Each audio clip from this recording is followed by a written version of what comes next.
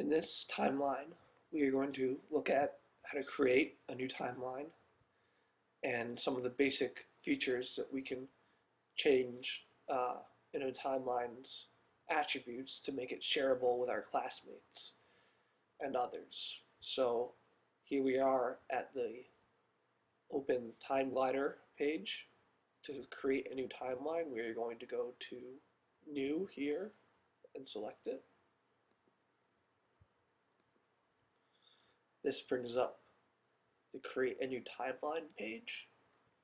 I'm going to be creating a timeline of Malcolm X's life here, so that's the title I'm going to put, and in the description I'm going to say a timeline of the life of Malcolm X.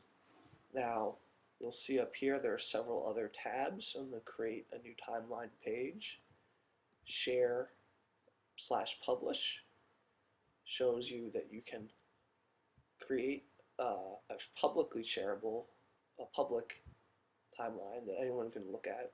We are not going to be doing that for these timelines, making them publicly accessible, but if you wanted to, you would just go down here and check this box on the properties page, and that would make it a publicly viewable timeline. On the Editors tab, you can choose to add classmates so they can view and edit your timeline. And so you are going to be adding, as I've added the other people in my group, you're going to be adding your group members to your timeline so they can edit your timeline. And they will appear as names there for you to add. And we're not going to be dealing with the feeds option. That is something for more advanced Google or Apple consumers. So anyway, we have a timeline here. They asked us for a focus date for Malcolm X. We are going to focus.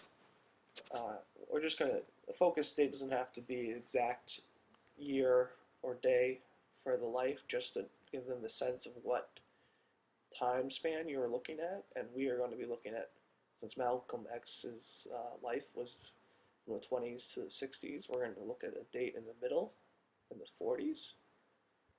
And now we're just going to hit save. And now we've created a timeline over here. It says Malcolm X, you can see that. And they say you need to create an event for that timeline. Now we're not going to create an event in this video, but I just want to show you real quick the different parts of the timeline. Up here, as you see it says here, this is the image pane, image lane. This is where an image would appear for an event. Down here is our timeline of the dates associated with each event. So this is where each event appears chronologically with the date, going from earlier dates on the left, progressing to the right, later dates.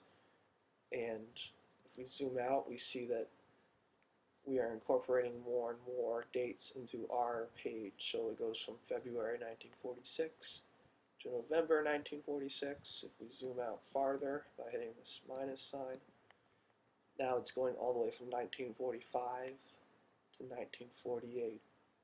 And so you can adjust that. You can also scroll back and forth in time so that you can get a better view of the events that you are going to put into your timeline.